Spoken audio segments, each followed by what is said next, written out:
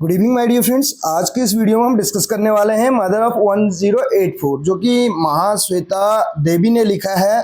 और उत्तराखंड एलटी के सिलेबस की अगर बात करें तो यूनिट नंबर 7 हमारे पास है इंडियन राइटिंग्स इन ट्रांसलेशन करके, जिसमें 5 यूनिट्स हमारे पास हैं।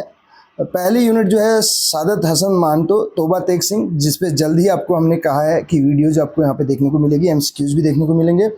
विजय तेंदुलकर पे ऑलरेडी वीडियो बन चुकी है, उनका जो the code is in the session है, आप प्लेलिस्ट पे विजिट कर सकते हैं। प्रेमचंद का डिलीवरेंस, जिस पे एमसीक्यूज भी प्रोवाइड कर रखे हैं, डिटेल वीडियो भी आपको देखने को मिलेगी वहीं पे। इस्मत चुगताई का कल्लू, दो वीडियोज हमने बना रखी है, एक एक्सप्लेनेशन वाली, एक एमसीक्यू वाली। आज का हमारा जो टॉपिक है वो महाश्वेता देवी का मदर ऑफ 1084 है। और ये तो यहाँ पे आपको एग्जाम पॉइंट्स देखने को मिलेंगे, पॉइंट वाइज हमने यहाँ पे वो कर रखा है। और नेक्स्ट वीडियो में आपको जो है एमसीक्यूज देखने को मिलेंगे, लेकिन उससे पहले टारगेट ये है 100 लाइक्स का। अधिक से अधिक शेयर कीजिएगा, क्योंकि आप लोगों का रिस्पॉन्स उस तरीके से नहीं मिल पाता है जितना मिलना चाहिए। तो स्टार्ट कर रहे हैं, ठीक। मदर ऑफ 1084 जो है ये इंग्लिश ट्रांसलेशन किया गया हुआ है, लेकिन इसको अगर ओरिजिनली अगर इसकी बात करें तो ओरिजिनल जो इसका टाइटल है वो 1084 माह करके है, जो नीचे हमको पॉइंट वाइज हमने यहाँ पे उनको दिया हुआ है। अब आगे जैसे जैसे हम वीडियो में आगे बढ़ेंगे तो आपको सारे टॉपिक्स यहाँ पे देखने को मिलेंगे, सारे पॉइंट देखने को मिलेंगे। महाश्वेता देवी ने लिखा है इसको। किसने लिखा है? महाश्वेता देवी ने लिखा है। ये एक इंडियन राइटर हैं, ठीक है, इंडियन राइटर हैं। और इनका जन्म कब हो रखा है? 14 जनवरी को जन्म हो रखा है। 14 जनवरी 1926 में इनका जन्म हो रखा है। कैसे याद रखेंगे? 1925 को आपको याद रखना है। नोबेल प्राइज़ विनर यानी कि जीबी शॉ को मिल रखा है नोबेल प्राइज़ 1925 में, जॉर्ज बर्नार्ड शॉ को। और उसके एक साल बाद इनका जो है जन्म हो रखा है। कहाँ? ढाका में हो रखा है। ढाका जो कि अभी बांग्लादेश की क्या है, कैपिटल है। और इनकी मृत्यु हो रखी है 28 जुलाई 2016 में। 2016 में इनकी मृत्यु हो रखी है, ठीक है। तो बढ़ेंगे नेक्स्ट पॉइंट की ओर। तो लाइफ स्पेन क्या हो गया? 1926 से 2016। थीम क्या है इस वर्क की अगर बात की जाए मदर ऑफ 1084 की? Power structure of institutions.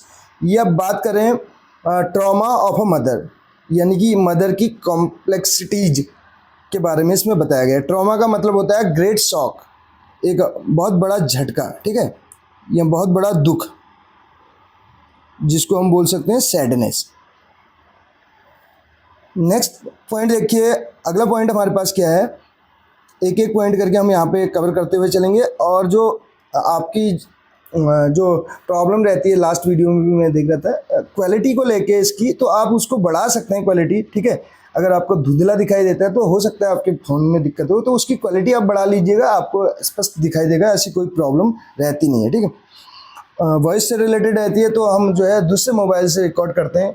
जो पहले जिस पे करते थे उस पर थोड़ा सा वॉइस का इश्यू रहता था, तो हमने उसको भी सॉल्व करने की कोशिश कर रखी है काफ़ी हद तक।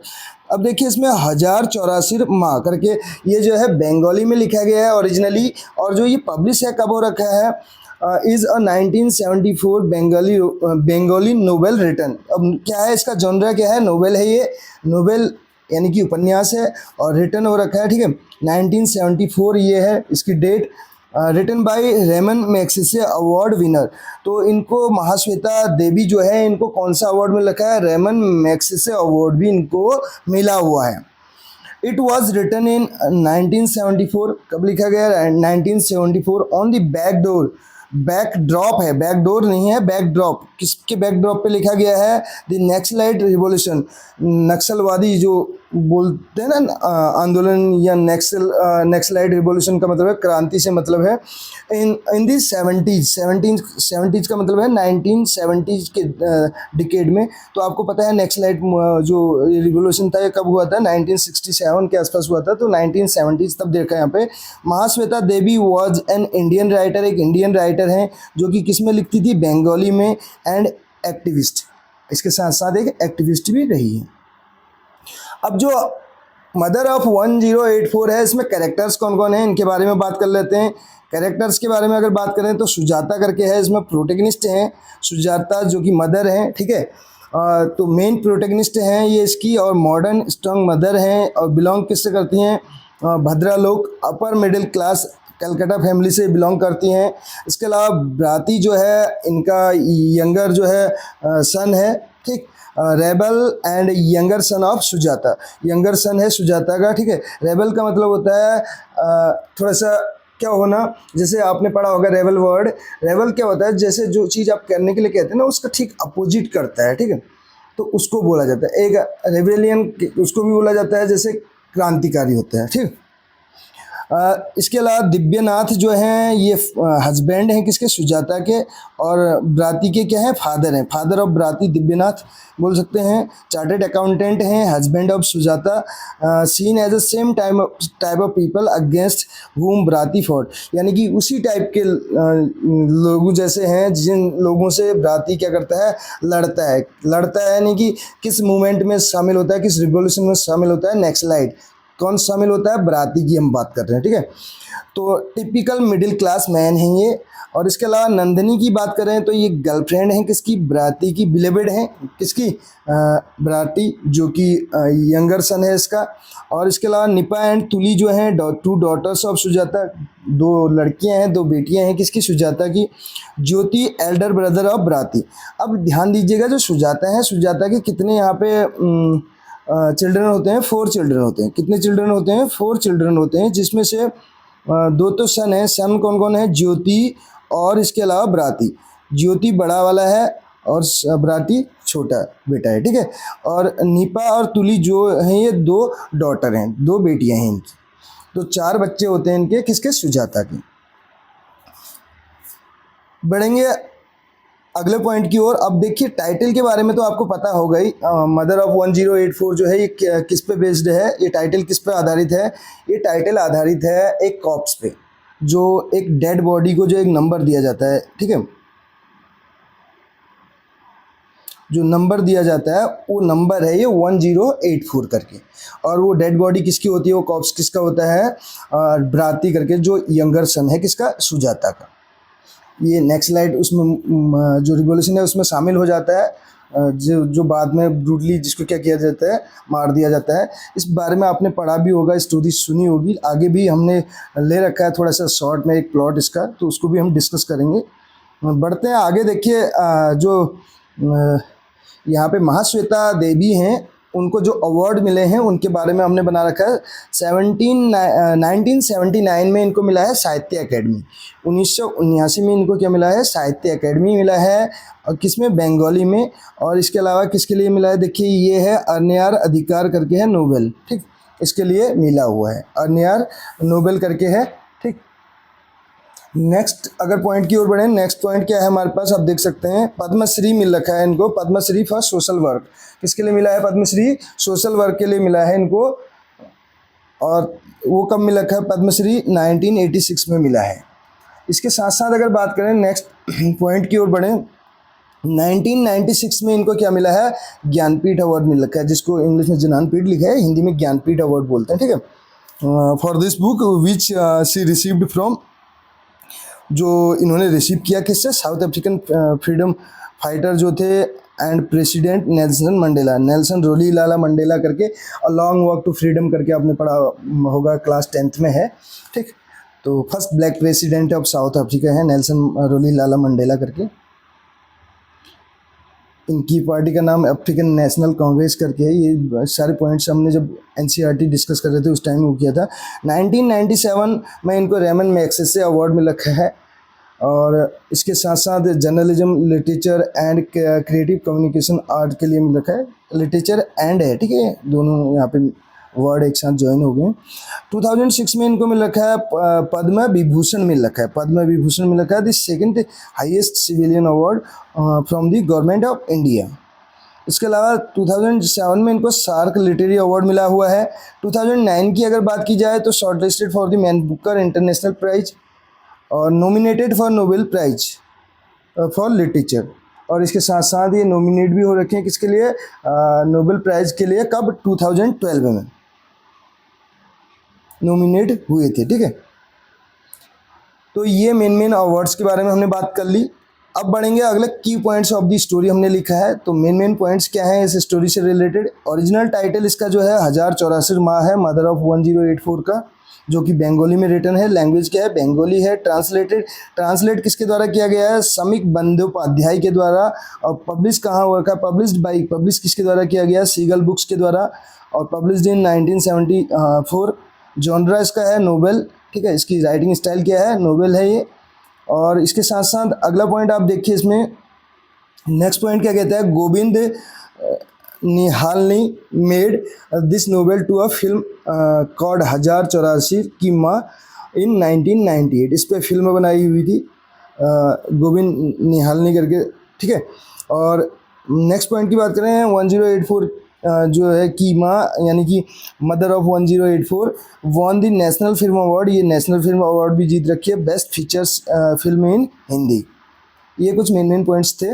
नेक्स्ट पॉइंट की ओर बढ़े। नेक्सलाइट मूवमेंट क्या है? अब जो नेक्सलाइट मूवमेंट की हम बात कर रहे थे, ये स्टार्ट कब हुआ था? 1967 में स्टार्ट हुआ था। It was an armed peasant revolt, एक आर्म्ड पेजेंट रिवोल्ट था, ठीक है, इन 1967। पेजेंट का मतलब होता है जो गरीब होते हैं या खेतीहर किसान जो होते हैं उनसे रिलेटेड, ठीक। In 1967 in the Naxalbari block of West Bengal. कहाँ पे ये देखने को मिलता है? वेस्ट बंगाल, पश्चिम बंगाल में, यानी कि कोलकाता की बात चली। Naxalite movement used force to snatch land. ये क्या करता था? जो नेक्सलाइट मूवमेंट था ये इसका यूज किया जाता था क्या करने के लिए? यूज्ड फोर्स क्या करता था? Snatch land from the rich land owners, यानी कि जो रिच लैंड ओनर्स थे उनसे ज़मीन छुटवा कर, उनसे ज़मीन हड़प कर किसको देते थे? And provided it to the poor who are landless, यानी कि उन गरीबों को दे दी जाती थी ज़मीन जो लैंडलेस हैं, जिनके पास ज़मीन नहीं है। भूमिहीनों को भूमि दी जाती थी, कहाँ से? रिच लैंड ओनर से लेकर, फोर्सफुली लेकर, ठीक है, उनसे जो ज़मीन उनकी जो रिच लैंड ओनर्स हैं उनसे लेकर पुअर्स को दे दी जाती थी, यानी कि जो लैंडलेस थे। ये था नेक्सलाइट मूवमेंट।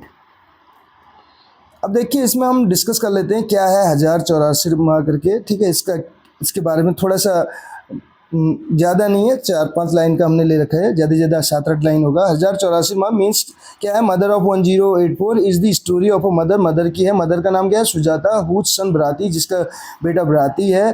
कॉप्स नंबर 1084, यानी कि उसका जो कॉप्स नंबर होता है, 100 नंबर क्या होता है? 1084 इन दी मॉर्ग, ठीक है, जहाँ पे डेड बॉडीज़ को रखा जाता है, उस प्लेस को बोला जाता है वॉज ब्रूटली किल्ड, जिसको ब्रूटली किल किया गया, मारा गया बाय द स्टेट के द्वारा, बिकॉज ऑफ हिज आइडियोलॉजी, क्योंकि उसकी जो आइडियोलॉजी थी किसकी? Advocating the brutal killing of class enemies, यानी कि क्या बोल रहा है? एडवोकेट करना किसको? Brutal killing of class enemies. वर्ग बोलते हैं ना, क्लास का मतलब वर्ग से है, जो शत्रु होते हैं उनकी किलिंग को लेकर। आगे देखिए कोलेबोरेटर्स, इसके अलावा with the state and counter revolutionaries with in the party, जिसमें क्या थे? काउंटर रिवोल्यूशनरीज भी थे। ये और इसके साथी भी मारे गए बहुत सारे। इस बारे में आगे इसी में आपको दिया होगा, आगे जो पॉइंट्स हैं उनके जरिए हमें स्टोरी को समझने में हेल्प मिलेगी। The story starts on the eve of Brati's डेथ। अब ये स्टोरी कब स्टार्ट होती है, प्रारंभ होती है उस इवनिंग को जब ब्राती की क्या हो जाती है? डेथ एनिवर्सरी होती है, डेथ एनिवर्सरी, ठीक है।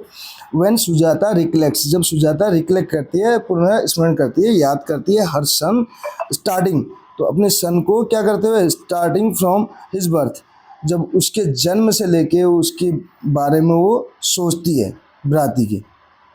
आगे इसी में देखिए शी मीट्स ब्राती क्लोज एकम्प्लिश, तो मिलती है ब्राती के क्लोज एकम्प्लिश यानी कि उसके साथियों से।